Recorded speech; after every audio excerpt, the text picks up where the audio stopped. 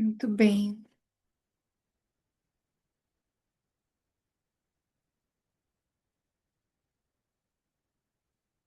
Então, eu vou ler para nós. Por sistema cosmológico, entendemos esse vasto universo, cujo núcleo é o Akshara, ou o imutável Purusha, como testemunha, em torno do qual giram seus objetos psíquicos, como o Sol, as estrelas, etc., em seu fluxo imaginativo.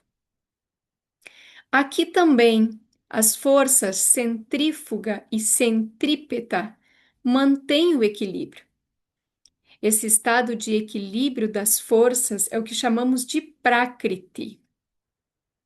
Para o sistema cósmico, a força centrífuga, dominada pelo princípio estático, Tamoguna, é conhecida como avidya. E a força centrípeta, dominada pelo princípio senciente, Sattva-guna, é chamada de vidya.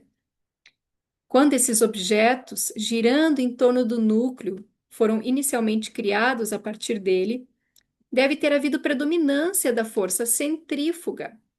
E no momento evolutivo, o princípio estático deve ter sido dominante. Então, quando os objetos criados por ele se lançam em intenso anseio em sua direção, com velocidade fulminante, desafiando todas as forças hostis, certamente nesse momento o equilíbrio das forças está ausente. Assim como o meteoro desce em direção à superfície da Terra, da mesma forma, o objeto unitário também se dirige para o núcleo macrocósmico, fundindo-se a ele e deixando sua própria órbita no sistema cósmico. Certamente, esse movimento em direção à consciência cósmica é dominado pela força centrípeta. Portanto, o caminho da libertação é o caminho do princípio sensível, Sattva-guna, ou sutil. Por que o chamamos de caminho da libertação? Porque, após a fusão com seu núcleo, a individualidade de uma entidade deixa de existir. Depois que a Terra se funde com o Sol, a Terra deixa de existir.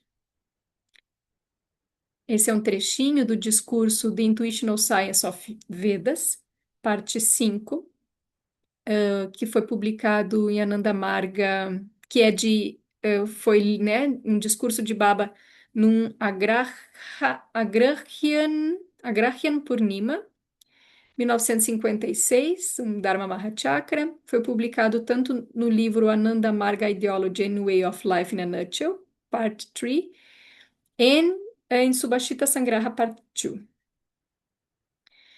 Pessoal, eu não sei o quanto isso ficou aí abstrato e incompreensível para vocês. Eu suspeito que sim, por isso que eu vou fazer um desenho.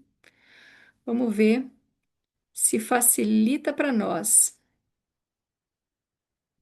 Porque é algo que é tão lindo, tão lindo. Eu confesso que quando eu li a primeira vez esse trecho, eu fiquei emocionada. Hoje, relendo aqui, selecionando o que eu ia ler para vocês, me emocionei de novo. É, vamos ver se aparece aí para vocês. Aparece um quadro branco?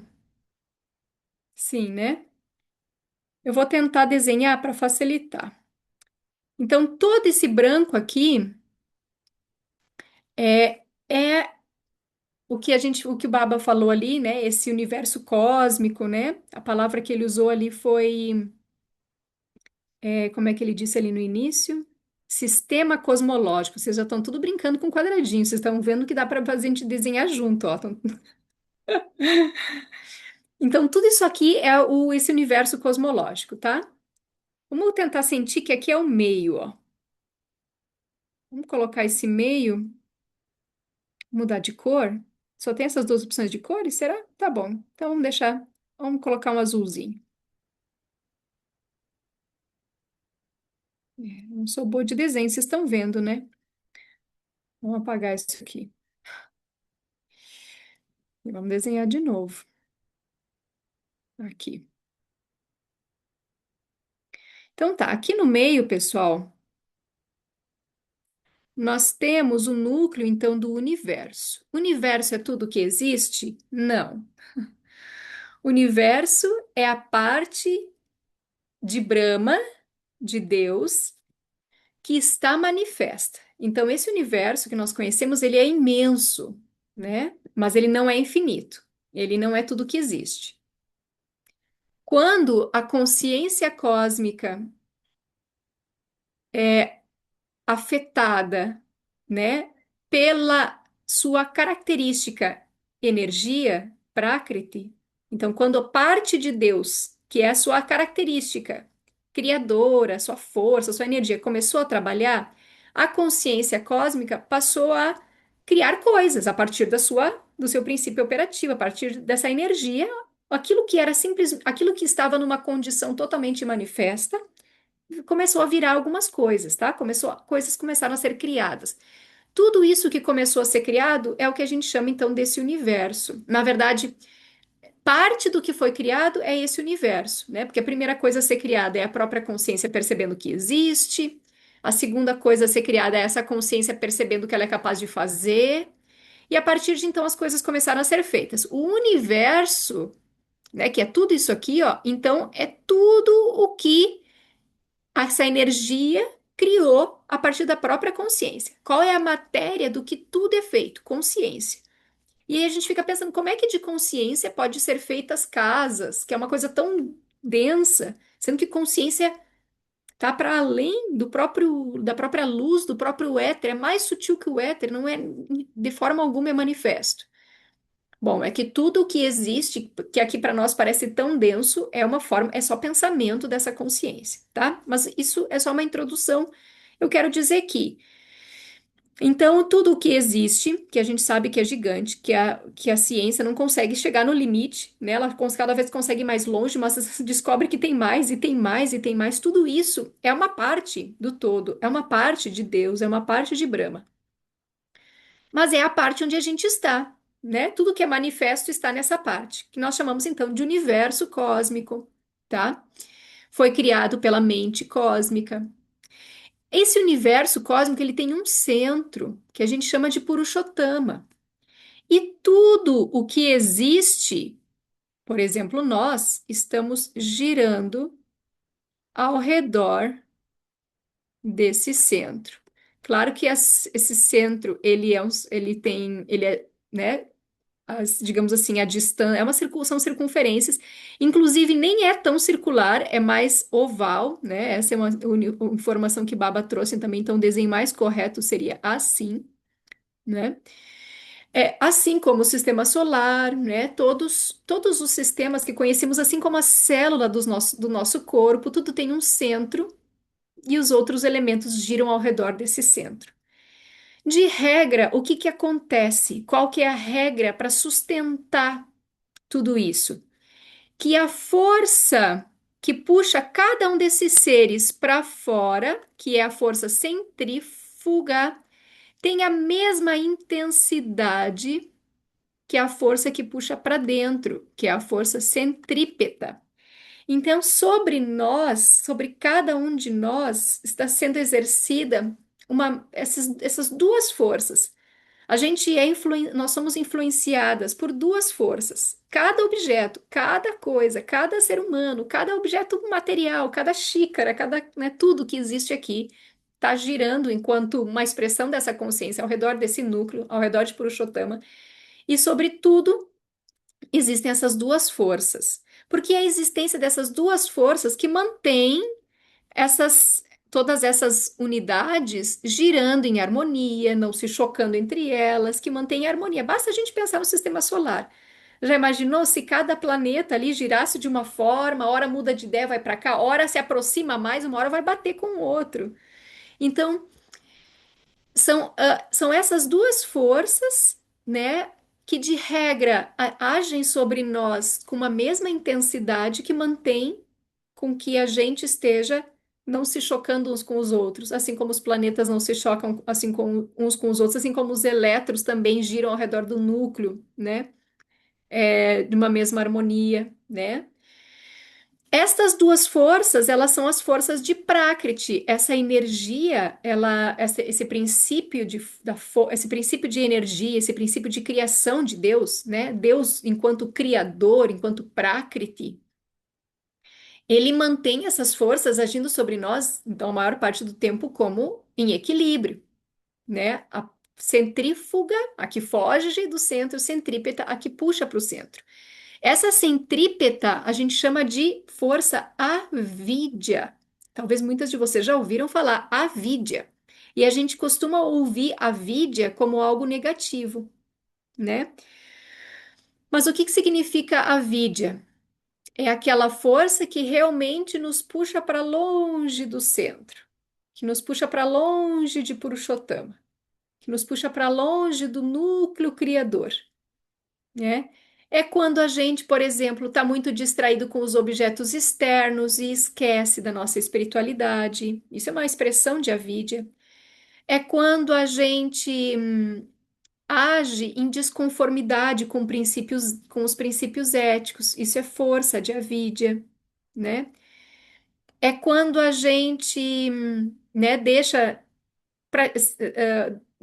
de praticar as nossas disciplinas espirituais, né? É força de avidya. Por outro lado, a força centrípeta, né, que está me puxando para o centro, a gente chama de vidya, e essa força está me atraindo para o centro. Então é quando eu lembro, né, hoje eu não vou deixar passar minha meditação, é essa força agindo sobre nós. É quando, diante de uma situação na vida, eu lembrar dos princípios éticos, lembrar, né, do coletivo e pensar qual que seria a ação mais adequada para o coletivo e agir conforme essa conclusão que eu chegar. É quando eu buscar me conectar com os demais e sentir amor por eles, cuidar deles, o serviço, né, é centrífuga, é centrípeta, né, me puxando para dentro. Mas onde que é o mais importante que eu quero dizer para vocês? Para a gente também ficar mais tranquila diante do que a gente vive na nossa vida. De regra, meninas, essas duas forças estão agindo igualmente sobre nós. Por isso faz parte, às vezes, a gente sentir uma atração por esse nosso caminho e uma vontade de persistir e de aprofundar, quem sabe, né, e de me manter firme, mas às vezes eu sucumbo na minha indisciplina, na minha preguiça, às vezes eu sucumbo no meio de um momento de raiva diante de alguém e ajo de forma equivocada, né? Às vezes, enfim, né, eu faço algo que eu sei que não era o ideal, né? Então faz parte da natureza do cosmos nos manter também longe do centro. Então, às vezes a gente fica indignada, por que que eu agi assim, por que que eu agi assado? É a vidya agindo sobre mim. E essa é uma força do cosmos também. Essa é uma força de Deus também, né? Vidya e avidya são Prakriti. Prakriti é a energia de Deus. Nada está fora de Deus. Me lembra disso? Nada está fora de Deus. O bem e o mal, na verdade, lá no fundo não existem. Tudo é divino. Tudo está mantendo o equilíbrio cósmico. Mas chega um momento e aí vai muito dos nossos sanskaras, né? Do que a gente plantou em outras vidas, do que a gente está plantando nessa. E claro, vai muito da nossa força de vontade, do nosso despertar, mas muito especialmente do nosso sanskara, né, daquilo que a gente plantou e agora está colhendo, em que a gente vai sentir um impulso muito grande, e a gente vai querer romper esse equilíbrio e vai intensificar, vai fazer todos os esforços para acelerar a nossa caminhada na direção do núcleo. Eu me emociono porque isso é tão bonito. Isso representa a gente rompendo com o equilíbrio, a gente rompendo com aquela força que quer nos amarrar e nos manter no equilíbrio, até, né, nesse sentido, porque essa é a ordem natural das coisas, de certa forma. Porque, e por isso que quando a gente fala num caminho espiritual, pelo menos num caminho como o Tantra, que a gente conhece, né, nessa forma como o Baba trouxe, um caminho espiritual sério e profundo, a gente está falando não só num processo evolutivo, a gente está falando num processo de aceleração do processo evolutivo. A gente está falando que a gente não quer mais evoluir no ritmo da natureza. No ritmo da natureza, a gente permanece aqui, ó. E aos pouquinhos, conforme vai, né, progredindo, a gente vai chegando mais perto, mas muito lentamente, para manter o equilíbrio na medida em que todos esses outros seres, essas outras consciências vão indo também, vai tudo fluindo. Mas quando a gente desperta espiritualmente, a gente intensifica a nossa prática e, sobretudo, a gente se esforça para manter a nossa mente mais e mais em conexão com Deus, né, em conexão, tentar estar sempre lembrando dessa consciência suprema, a gente externamente no mundo, a gente vai começar a parecer louco, porque a gente está querendo quebrar esse padrão, a gente está querendo correr para o colo de Deus, né? A gente está querendo correr para essa consciência suprema, sentar no seu colo, servir para ela, só se entregar para essa consciência. E nos olhos cósmicos, vamos dizer assim, a gente é aquele filhinho, aquela filhinha que já, né, amadureceu muitos sanskaras, já vivenciou muitos sanskaras e chegou o momento de não conseguir mais suportar estar longe dessa consciência. E é aí que a gente vai na direção do centro. Então, por isso, o que que faz essa, e o que que é esse avidya, né? Como é que o que que a gente pode chamar esse avidya, assim? O que que faz com que essa intensidade aqui, digamos, duplique, triplique com relação à intensidade, né? Ainda menor aqui de, né? Intensificar vidya em comparação com o avidya. O que que faz? É o amor, né, gente? É o amor, é bhakti, é quando a gente sente que é insuportável não estar pensando nessa consciência suprema, não estar lembrando dela, não estar agradecendo para ela, não estar conversando, perguntando para ela. Então é o amor por essa consciência. Assim como quando a gente ama aqui no mundo terreno, a gente quer estar conversando com a pessoa, a gente quer ficar mandando mensagem, quer dizer bom dia, boa tarde, boa noite. A gente quer almoçar junto, a gente quer tomar café junto, né?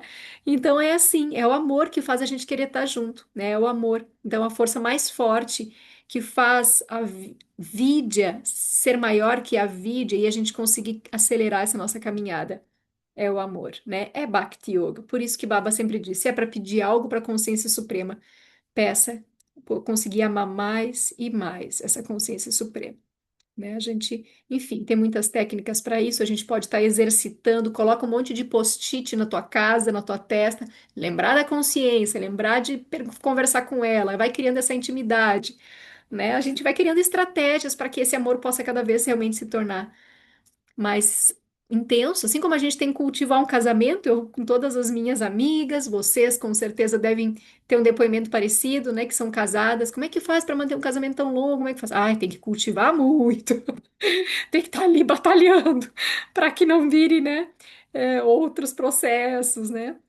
Então é da mesma forma assim, tá? Bom, quero fechar o meu desenho bonito e ouvir vocês. Gratidão, minhas queridas. Namaskar. A Mira já saiu, né? Namaskar, Mira.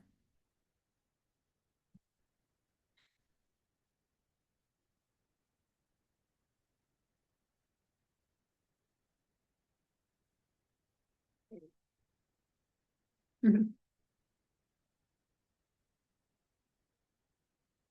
Se quiserem ficar só com silêncio, tá ótimo também, gente. Eu vou interromper a gravação aqui, né? Namaskar.